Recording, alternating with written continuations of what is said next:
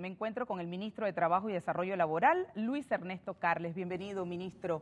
En realidad, con relación al tema del decreto ejecutivo, que el viernes 22 de mayo el Ejecutivo señaló que tenían que cumplir con ciertos requisitos. ¿Qué pasa con aquellos extranjeros que no cumplen con estos requisitos que se establecen en este decreto 169? ¿Qué va a pasar con ellos? Mire, lo más importante que hay que resaltar es que este decreto se hace única y exclusivamente para regular a estas personas que fueron, se les otorgó un estatus migratorio a través de un proceso de regulación extraordinaria. Hay que dejar sobresentado que en ningún momento estamos regulando más personas de las que no fueron reguladas en su momento. Y en ese momento, como bien se ha establecido, se regularon 39,000 personas. De esas 39,000 personas, 17,000 solicitaron visas laborales, y en el mes de diciembre, es decir, diciembre del 2015, tendré yo que renovar por 2 años más a 7,153 trabajadores migrantes que tienen el derecho de trabajar en nuestro país. Nosotros como país lo que necesitamos son que esos trabajadores migrantes estén regularizados a través de una visa laboral para que puedan ser trabajadores formales, puedan pagar sus impuestos y puedan también pagar sus cuotas de seguro social. Eso es lo que queremos, que estén regularizados, y por eso se decretó, diríamos, este decreto o reglamento. Ahora bien, ministro, a mí me llama la atención lo dispuesto en el artículo 8 de este decreto, que se exceptúa que los costos de aquellos menores de 12 años y enfermos terminales comprobables no van a extendérsele o se le va a prorrogar los 6 años, ¿o en qué se traduce esto? Bueno, definitivamente que eso es una decisión del Servicio Nacional de Migración. A mí lo que me compete es establecer sobre aquellos trabajadores que tengan una edad permitida para trabajar, y cuando entendemos edad permitida para trabajar, esos trabajadores migrantes tienen que cumplir, por ejemplo, la mayoría de edad, que es uno de nuestros requisitos, porque para menores de edad nosotros solo tenemos la posibilidad de algunos trabajos que puedan desarrollarse a través de algunas ocupaciones. Entonces, lo más importante que nosotros tenemos que resaltar es que definitivamente el Ministerio de Trabajo establecerá un decreto para poder prorrogarle por 2 años más a estos trabajadores, que de igual manera esto tiene un costo de $250 para los trabajadores migrantes que tengan que renovar estos 2 años más, y definitivamente que nuestras oficinas estarán de manera permanente, porque lo que nosotros queremos es que estos trabajadores no caigan en mora en cuanto a su visado laboral. Si tenemos un trabajador migrante que no tiene una visa laboral vigente, entonces entra a ser como un trabajador informal que no le está pagando nada al Fisco Nacional, ni mucho menos está pagando sus cuotas del Seguro Social. Que eso es importante, y la preocupación de muchos era eso, si estaban pagando impuestos y las cuotas del Seguro Social. Y por supuesto preguntarle, antes de pasar a otro tema con esto del crisol de razas, hay grupos, incluso la licenciada, la diputada Zulay Rodríguez está en contra de este decreto ejecutivo 169 que regulariza más de 39,000 extranjeros. ¿Qué opinión le merece? Yo lo que creo es que tenemos que tener más tolerancia. La misma diputada Rodríguez Lu es hija de inmigrantes.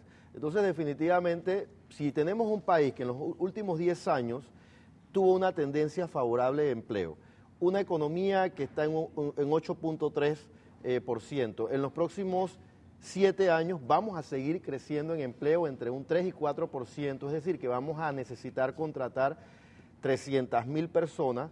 Por supuesto que también vamos a tener una incidencia de trabajadores migrantes que también van a buscar ocupaciones técnicas y profesionales permitidas por la ley. Yo lo que creo que hay que enviarle un mensaje a todos los panameños que vivimos en una economía global, vivimos en un país de inversiones.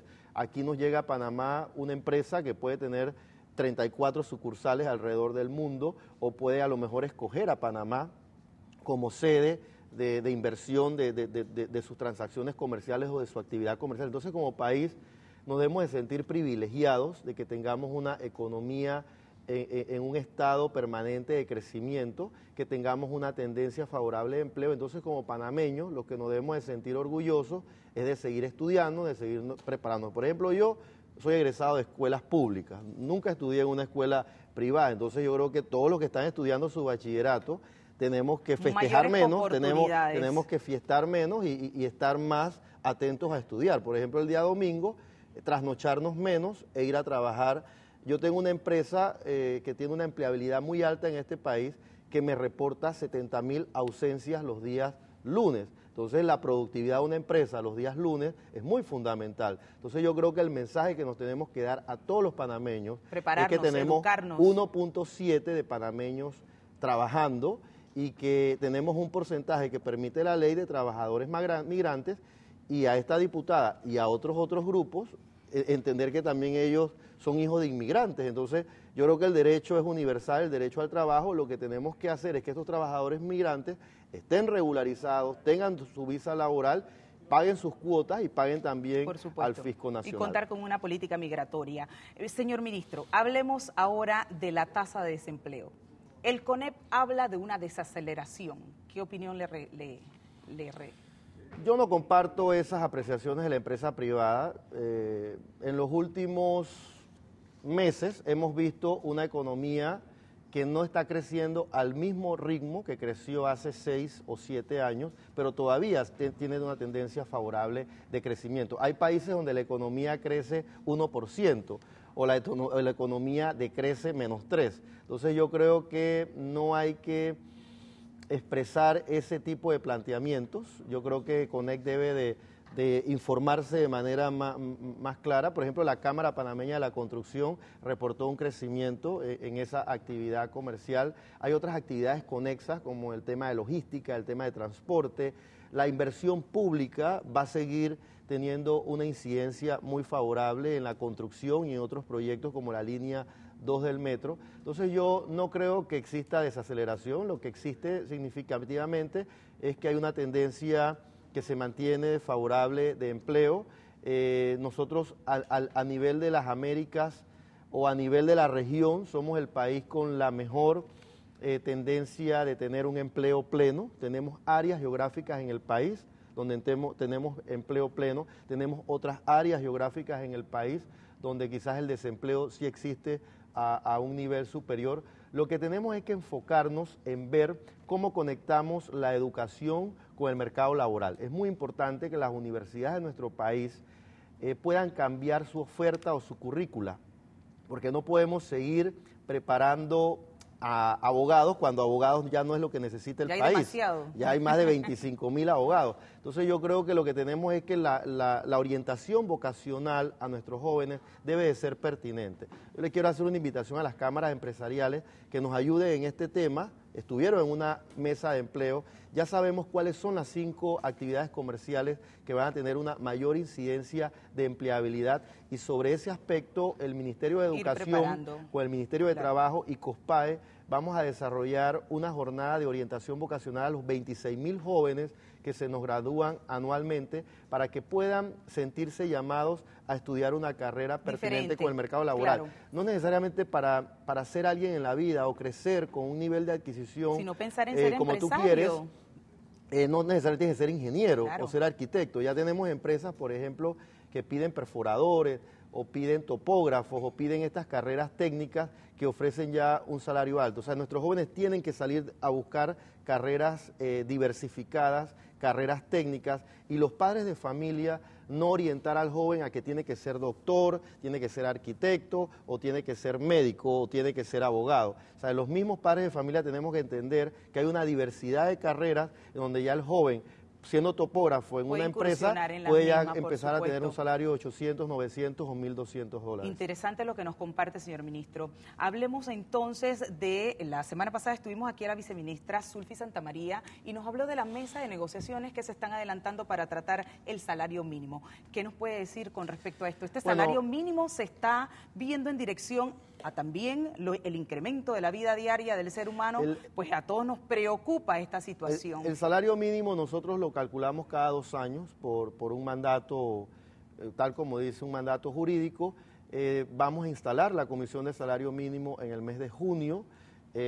Van a hacer sus correrías técnicas, sus análisis técnicos, numéricos, a fin de que la comisión pueda estar ya instalada a la última semana de julio, los primeros días de agosto, podamos debatir sobre el crecimiento económico, de cómo se ha manejado la economía en las diferentes regiones, región 1, región 2 del país, de cómo también las actividades comerciales han tenido una mayor incidencia de crecimiento, cuáles sí, cuáles no, y debemos entender que, por ejemplo, la agroindustria se ha movilizado de una manera interesante, el tema, por ejemplo, de transporte, de logística, el turismo, también se ha manejado de una manera interesante, así como también tenemos actividades emergentes, como la actividad minera, que en este momento te está ya creando 4.000 empleos.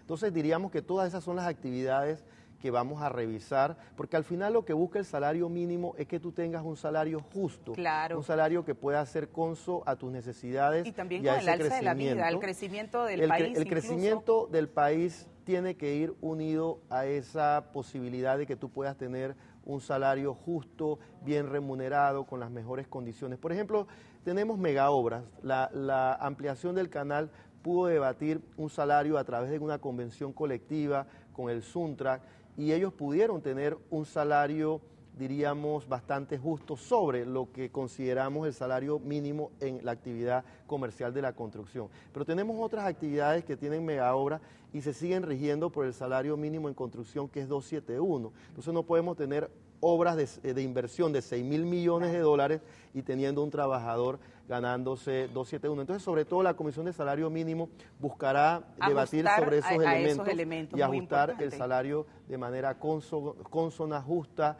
decente a ese crecimiento económico para que los trabajadores puedan tener una mejor adquisición. Definitivamente que es un debate tripartito donde van a estar las cámaras empresariales, donde van a estar los trabajadores, pero sobre todo vamos a debatir esos derechos de poder ajustar un salario, pero también de exigir productividad al sector de los trabajadores, que también eso es muy importante. Un trabajador que me falta un día lunes denota falta de productividad. Por supuesto, ministro, y lo vamos a tener más adelante aquí en este estudio, invitándolo para que nos hable con relación a cómo va a quedar ese salario mínimo que, por supuesto, reitero, a todos nos preocupa.